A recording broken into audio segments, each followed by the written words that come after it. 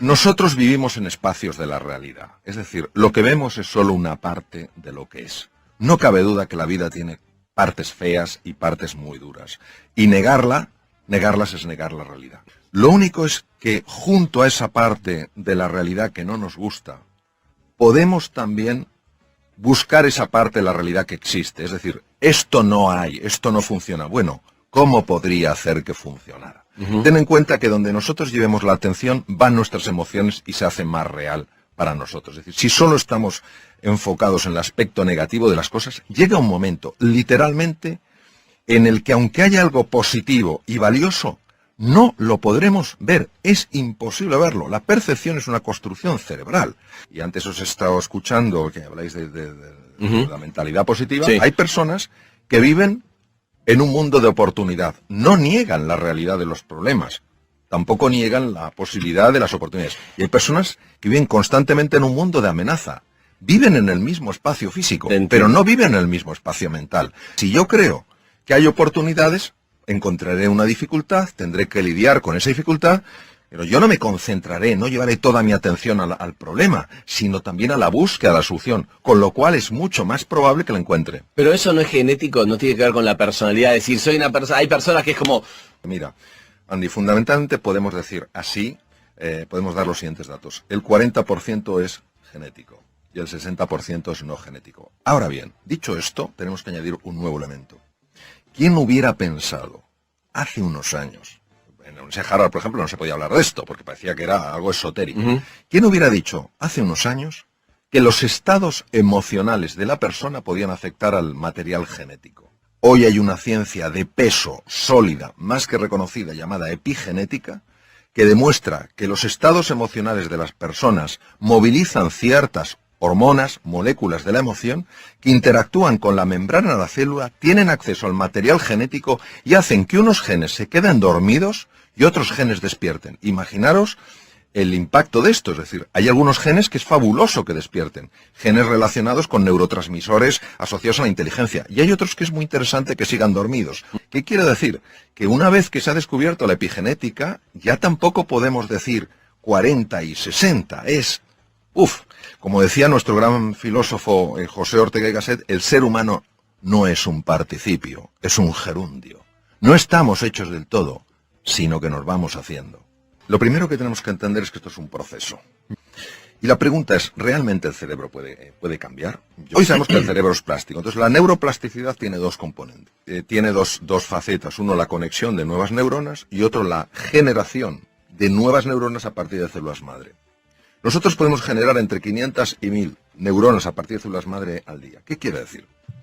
Quiere decir que cuando nosotros estamos buscando el lado positivo de la vida, sin negar que hay un lado muy duro, muy doloroso y muy desfavorable, estamos cambiando la estructura física del proceso.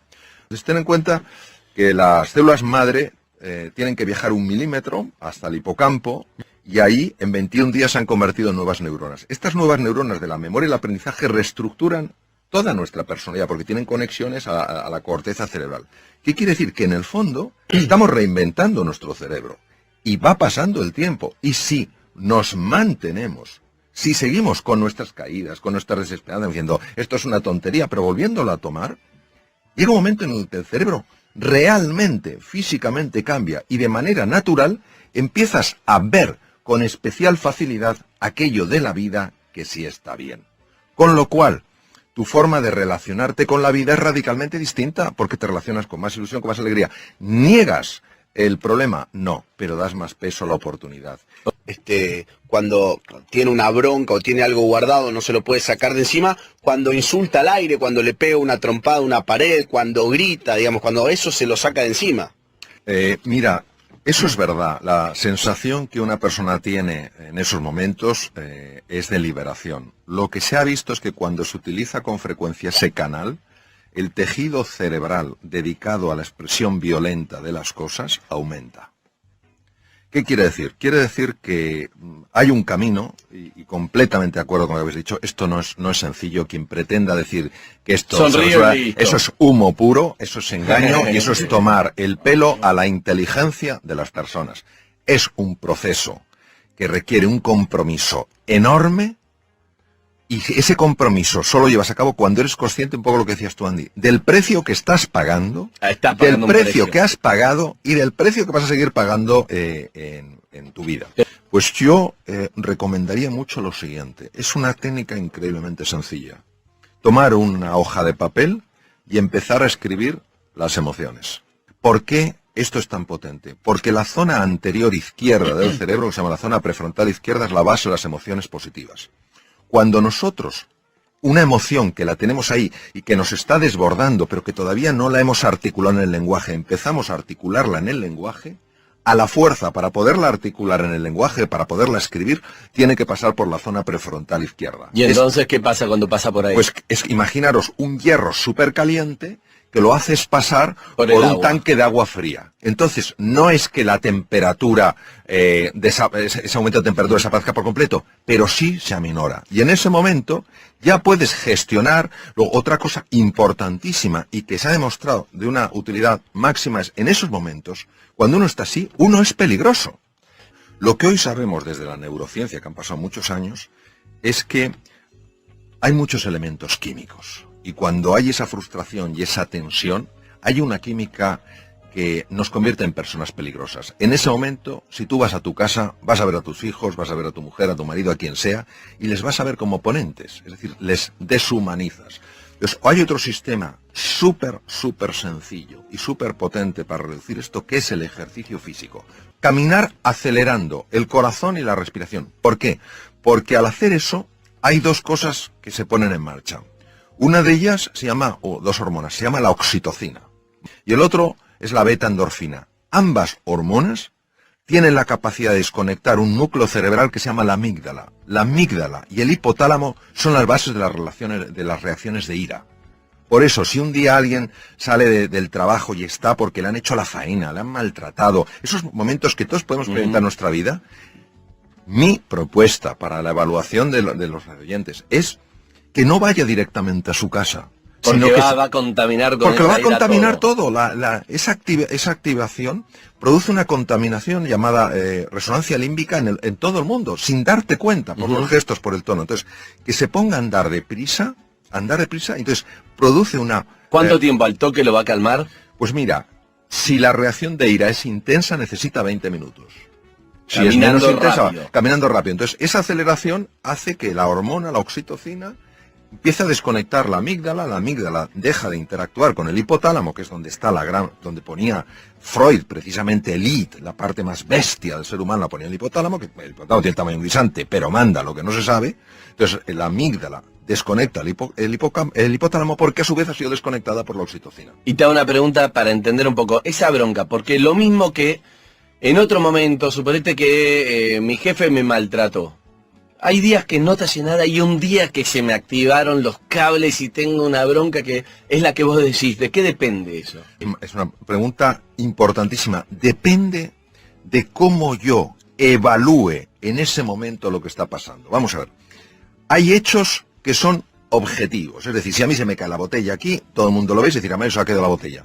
Pero hay hechos que hay un elemento que es subjetivo. Se cae la botella y yo mismo me digo, qué torpe soy. Eso es lo que genera todo el daño. Entonces, muchas veces, cuando somos hipersensibles a comentarios de los demás y nos enfadamos, es porque previamente nuestro diálogo interior nos ha estado poniendo la cabeza como una jaula de grillos. Lo que pasa es que como actúa a nivel inconsciente, nosotros no nos podemos... damos cuenta Exacto, y no, surge en ese momento. Exacto, no lo podemos oír, sí lo podemos sentir. Y hay que escribir entonces, todo el tiempo. Es importantísimo, es decir, es sencillo.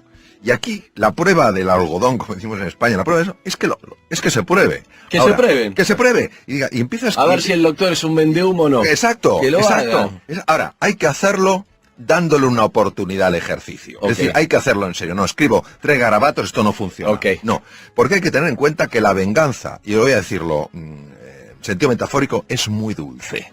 Okay. Y es muy atractivo decir, este se va a enterar. Bueno, que sepamos que cuando alguien nos hace una faena en el coche, y tenemos toda razón para enfadarnos, a quien le sube la tensión arterial es a mí. Al que se le altera el sistema inmunológico es a mí. Es decir, es una forma, no digo de egoísmo, sino de sano cuidado de uno mismo. Se trata de conocerse para comprenderse y comprenderse para superarse. Vamos a ver. Hay veces en la vida en las que a nivel personal o profesional con pequeños cambios vamos tirando. Eso no es reinventarse. Okay. Pero hay veces que a nivel profesional o personal tenemos que hacer cambios radicales, transformaciones profundas. Y en ese momento necesitamos aflorar de nuestro interior talentos, capacidades que no sabemos que tenemos y que son esenciales para dar ese paso. Mi pregunta es, Mario, ¿cómo encontramos aquello que llaman el Dharma, ¿no? Nuestro propósito en la vida, que es lo que nos hace saltar de la cama por las mañanas? Yo te diría que ese gift, ese don, da pistas. Es decir, al menos en lo que ha sido mi vida, no es algo que aparezca con trompetas, clarinetes y tambores y de repente digas, esto es lo mío. Mira, yo te voy a contar muy brevemente dónde verdaderamente entiendo que está mi don. Mi don está en mi capacidad de comunicar. Entonces, yo jamás le di ninguna importancia a mi capacidad de comunicar. Pero ya me llamaba la atención que cuando era pequeño y contaba un cuento, pues la gente se quedaba realmente absorta. Cuando yo a mis hijos, siendo pequeños, les contaba cuentos, no solo se quedan absortos, sino que querían grabarme y empezaron a grabarme los cuentos y yo no lo entendía porque me parecía que aquellos cuentos que me inventaba no eran interesantes para una grabación. Cuando yo hablaba con mis enfermos, antes de que entraran a quirófano o cuando hablaba con las familias, observaba que se producía en ellos una sensación de calma realmente notable. Pero para mí eso era normal porque no me costaba, o sea, era algo totalmente natural y si no lo hubiera hecho me hubiera sentido raro. ¿Quién me iba a decir a mí años después que eso se convertiría pues en mi forma actual, digamos, por describirlo de una manera, mi forma actual de vida, que sería a través de la comunicación, donde tendría mi mayor capacidad de influencia? ¿Qué ocurre? Que hay muchas personas que tienen un talento, que tienen un don, pero como les es tan natural y estamos acostumbrados a valorar solo aquello que cuesta un montón de esfuerzo, que hay que pelear a lo bestia, que hay que tal cual, no acaban de valorar eso. Entonces no creen que eso tenga suficiente interés. Entonces yo me acuerdo que cuando tenía cierto tiempo libre, tanto en mis estudios de medicina como en el ejercicio de mi profesión, siempre me dedicaba a leer cosas de superación personal, siempre me dedicaba a leer cosas que tenían que ver con la relación mente-cuerpo. Por eso era como una parte que yo integraba de forma, pues me parecía bastante normal en el campo de la medicina, y sin embargo era una cosa que estaba buscando su propio espacio para en un momento determinado llevarme a otro nivel, ¿no? Entonces yo diría eso. En primer lugar, creo que hay que entender que toda persona tiene un don para algo. Y que ese don, cuando tú lo tienes, no sabes que es un don, pero los demás ven que es un don. Y que precisamente porque es natural en ti, porque fluye, no sueles darle importancia. Cuando yo hablo de este tema con algunas personas en los programas y tal y cual, lo que les digo es estar atento a aquello que se os da de forma naturalmente bien, que es como si surgiera sin esfuerzo y que os produce además una sensación enorme de disfrute. Yo me quedaba sorprendido cuando algún compañero mío en medicina, afortunadamente han sido pocos, pues encontraban que hablar con los enfermos era algo francamente aburrido y tedioso, y para mí era algo profundamente agradable, porque yo notaba cómo ellos se tranquilizaban, cómo ellos se ilusionaban, cómo ellos iban a quirófano con otra actitud, ¿no? Entonces, eso es lo que yo creo que es realmente importante, prestar atención a eso que de manera natural se te está dando bien y que te gusta especialmente. Y también hay que entender que que ejercitar un don no ha de buscar el que los demás te aplaudan o el que los demás te valoren. Siempre es muy agradable que te aplaudan y te valoren. Pero el tema del don, para mí la belleza del don es que te ayuda a desplegar tu potencial. Es a través de tu don, a través del ejercicio, en este caso en lo que a mí respecta, sobre todo de la comunicación, me ayuda a mejorar como persona, me ayuda a evolucionar, ¿no? Ahora, es verdad, Víctor, y así lo lo he vivido, Sí. que el don curiosamente es muy sutil. Y creo que es muy sutil y a veces es difícil de escuchar porque hemos perdido mucha conexión con la dimensión profunda de nuestra existencia.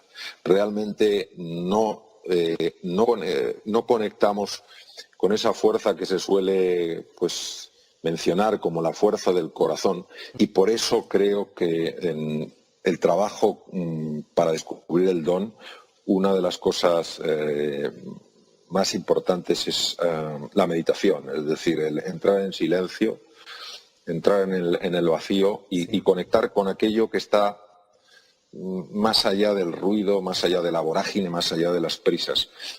Yo creo que aquellas personas que verdaderamente sí están buscando su don de una forma seria y de una forma comprometida, antes o después lo acaban encontrando. Sí. ¿Es cuando encontramos ese don, cuando se acaba la insatisfacción y ese sentimiento de vacío?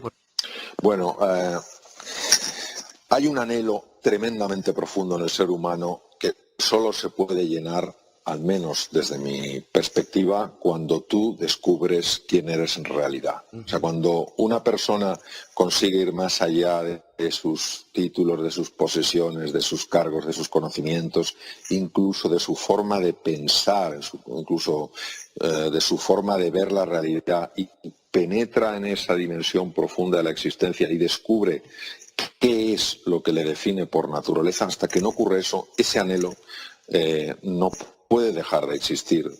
¿Qué ocurre? Que muchas veces uno lo quiere llenar o lo quiere colmar con el tener, y no se puede colmar con el tener, solo se colma con el ser quien realmente eres, no quien te crees que eres. Por eso el anhelo profundo que todo ser humano, sin excepción, tiene, lo que nos pide, al menos desde mi experiencia, es que despertemos de la pesadilla, despertemos del drama, del sueño, y nos demos cuenta que en la vida pasan cosas, que duelen, que en la vida pasan cosas difíciles, pero como decía una queridísima amiga mía, María de Villota, la vida es un regalo. Entonces, hasta que uno no se da cuenta de que verdaderamente la vida es un regalo, a pesar, digo, de tropiezos, dificultades, dolores y cosas que hacen que lo pasemos mal, hasta que no tengamos este sentido profundo de gratitud, creo que no podremos haber colmado ese anhelo.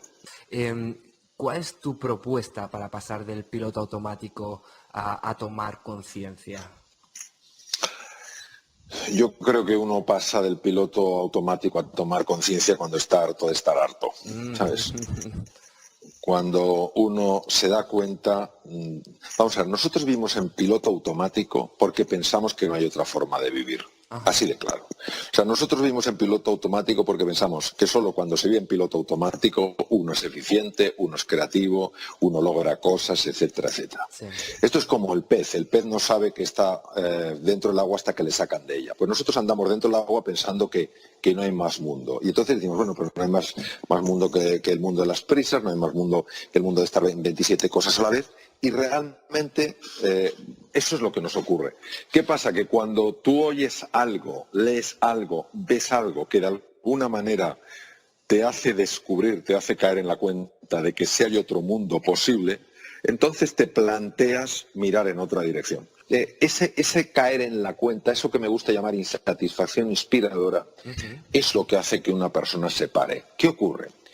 Que da mucho vértigo porque hemos cogido mucha inercia. Entonces, da mucho vértigo pararse porque uno piensa que pararse es el fin. No, ¿qué va? Hoy sabemos que la desaceleración de una persona reequilibra el sistema nervioso central, lo sabemos, está demostrado. Las personas que, por ejemplo, consiguen pararse unos minutos, relajarse, centrarse en el presente, no dejarse capturar por los pensamientos, sabemos, ha sido muy ampliamente documentado, que empiezan a producir cambios muy valiosos en el cerebro, cambios que tienen un impacto en la creatividad, en la capacidad de aprendizaje, en la capacidad de comprensión y en la capacidad de prestar atención. Hay que tener en cuenta que cada vez hay más síndromes de déficit de atención en adulto y en niño. por otra parte, se sabe que aquellas personas que consiguen hacer ese alto, no es que no produzca su mente pensamientos, es que los pensamientos ya no les atrapan, no les llevan a donde quieren llevarles, son personas que biológicamente empiezan a rejuvenecer, que empiezan a mejorar el funcionamiento de su sistema de defensa, que sus tejidos funcionan mejor, que sus células llevan a cabo mejor sus funciones. Hoy se puede medir, hoy hay tecnología para ver lo que pasa en una persona en estos estados de mayor calma, de mayor serenidad y mayor tranquilidad. ¿Qué pasa? Que es tan contraintuitivo que desacelerar es lo que te permite luego ir más deprisa, que vuelvo a decirlo, solo aquellas personas que de alguna manera se sienten inspiradas por algo que leen, por algo que escuchen, ojalá tu programa, por algo de este tipo, se paran y dicen, oye, me voy a tomar esto en serio. O aquellas personas que llega un momento en que dicen, ¿y todo esto para acabar en la cama de un hospital con un infarto a los 35 años? ¿A los 40 años? ¿Todo esto para que mis hijos no sepan quiénes son? ¿Para que no sepan quién soy? ¿Para que no tengamos un vínculo? Todo esto para eso. Entonces en ese momento dice uno, esto no puede seguir así. La zona de confort es una zona con un gran poder gravitacional y para encontrar esa palanca que nos saque de ahí, yo creo que es a través de la inspiración o a través, a veces, de tocar fondo.